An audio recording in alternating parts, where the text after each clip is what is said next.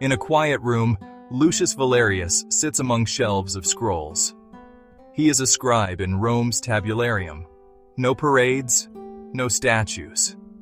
Yet without him, the empire would collapse. Rome's true foundation was information. Every tax, every law, recorded and counted. Scribes like Lucius were the silent heart of the empire, connecting emperor to farmer, shaping Rome's legacy. The scribe's labor is the empire's heartbeat. In silence, history is made.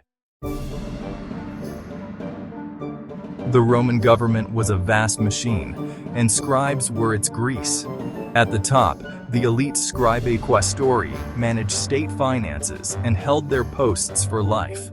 Below them, exceptories recorded court proceedings, their accuracy deciding fates. Military scribes tracked soldiers and supplies, vital for campaigns. Provincial scribes linked distant governors to Rome, copying decrees and managing taxes. These cornicularii and commentarienses wielded local power, bridging Rome and its provinces. Scribes formed the backbone of the empire, from grand offices to frontier tents. They were clerks, accountants, librarians, and secretaries, the human infrastructure of Roman rule. While senators debated, scribes turned ambition into reality. Their collective effort powered the Roman state. Becoming a scribe was a journey shaped by education, connections, and sometimes money. The most prestigious posts required a patron or family ties, sometimes even a bribe. Others started as apprentices, learning scripts and formulas from masters. They worked for lawyers, businessmen, or magistrates, proving their skill at the ground floor. Ambitious scribes could rise to head departments or become trusted aides to generals.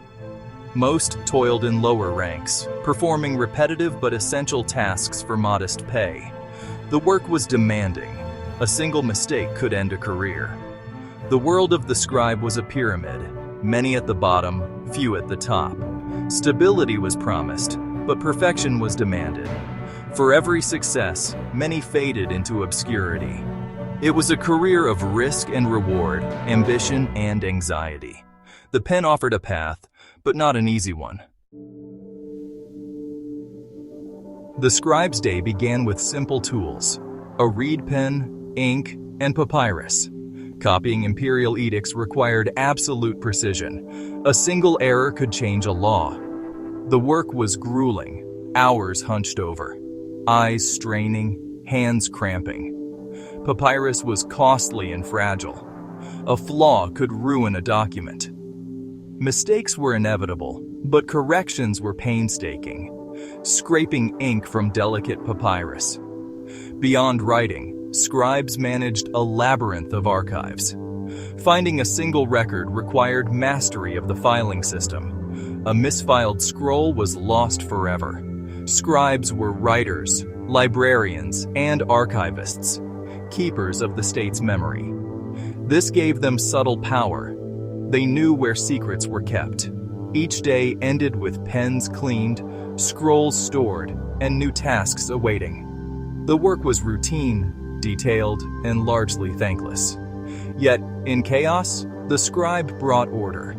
He turned messy reality into permanent record. His labor held the Roman world together. There was little glory, but deep satisfaction. The scribe's quiet diligence was Rome's invisible strength. In every mark, the empire endured.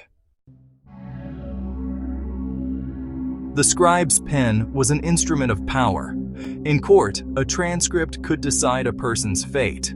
A single word could sway justice. Scribes were expected to be impartial, but bribes and threats could corrupt the record.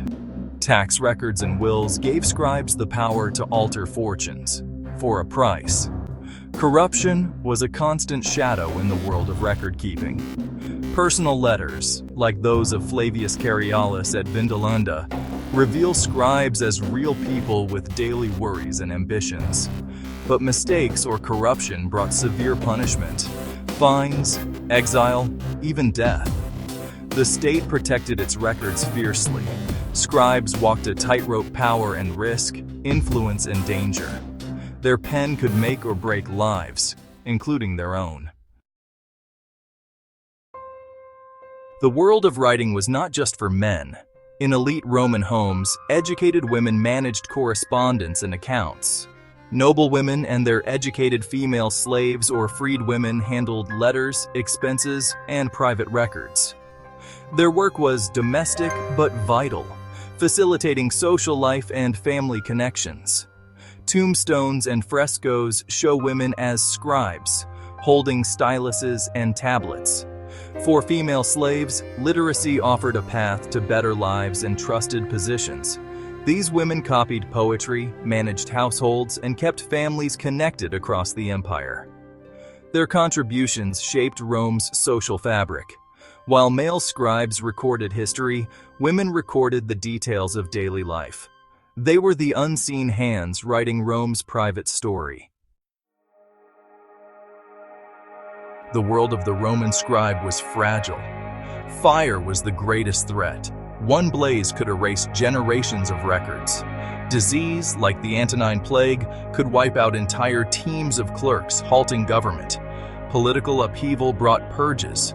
New regimes replaced experienced scribes, losing vital knowledge. The empire's reliance on a small class of experts was a hidden vulnerability. As Rome faced invasions, economic collapse, and civil war, its administrative system began to break down. The careful work of generations of scribes was at risk. Could their pens hold the empire together as chaos closed in? Or would the light in the archives finally go out, leaving Rome in darkness? The fate of an empire rested on the silent, fading work of its scribes.